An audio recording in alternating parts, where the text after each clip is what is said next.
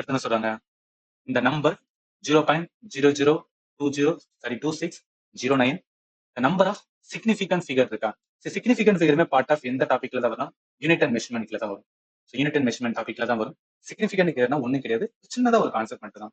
அதாவது significant ஃபிகருக்கான rules இருக்கும். என்னன்னா இந்த மாதிரி ஒரு வேல்யூ கொடுக்குறாங்க, இந்த மாதிரி கொடுத்தாவே இதுல எதெல்லாம் சிக்னிஃபிகன்ட் எதெல்லாம் நாட் சிக்னிஃபிகன்ட் முதல்ல தெரிஞ்சுக்கணும். நல்லா கவனிங்களா. அதாவது புள்ளி இருக்கா, இந்த புள்ளிக்கு இந்த சைட்லாம் வர்றது எதுவுமே வந்துன்னா சிக்னிஃபிகன்ட் கிடையாது. சரி, புள்ளி இருக்கு, என்ன நிமிஷம் புள்ளி அழிச்சோம்.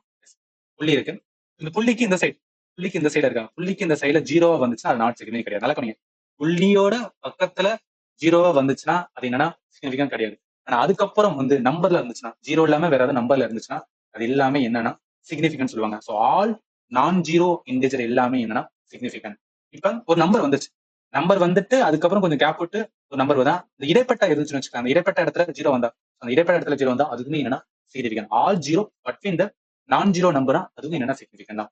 அதே மாதிரி ஒன்ஸ் நம்பர் வந்ததுக்கு அப்புறம் மிச்ச இருக்கல வந்து இந்த வேல்யூ வந்தா சரி, அதை நம்ம என்ன பண்ணணும், சிக்னிஃபிகண்டா எடுக்கணும். அப்ப இந்த கொஸ்டின் அதாவது இந்த இதுல எத்தனை வந்து சிக்னிஃபிகன்ட் இருக்கு, முதல் 4 இருக்கு ரைட்டா, முதல் 4 இருக்கு, அடுத்து 0 இருக்கு, அடுத்து 0 இருக்கு, அடுத்து 4 இருக்கு, அடுத்து 5 இருக்கு, அடுத்து 0 இருக்கு, அடுத்து என்னன்னா 0. மொத்தம் 7 வந்து சிக்னிஃபிகன்ட் வந்து நம்பர் இருக்கு.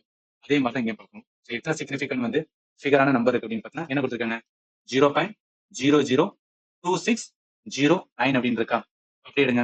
முதல் ஜீரோக்கு அப்புறம் வந்துச்சுன்னா புள்ளிக்கு அப்புறம் வரதான் நம்ம எடுக்க மாட்டோம், சிக்னிஃபிகன்ட் எடுக்க மாட்டோம். அதுக்கப்புறம் நம்பர் இருக்கு, ஃபர்ஸ்ட் சிக்னிஃபிகன்ட், ரெண்டாவது சிக்னிஃபிகன்ட், ஜீரோவும் எடுக்கணும். ஏன்னா நம்பருக்கு இடைப்பட்ட இருக்கும்போது ஜீரோ எடுக்கும். மூணாவது சிக்னிஃபிகன்ட், 9 4 சிக்னிஃபிகன்ட். மொத்தம் எத்தனை சிக்னிஃபிகன்ட் இருக்குன்னா 4 சிக்னிஃபிகன்ட் இருக்கு. ஆப்ஷன் ஏ தான். சிம்பிள்.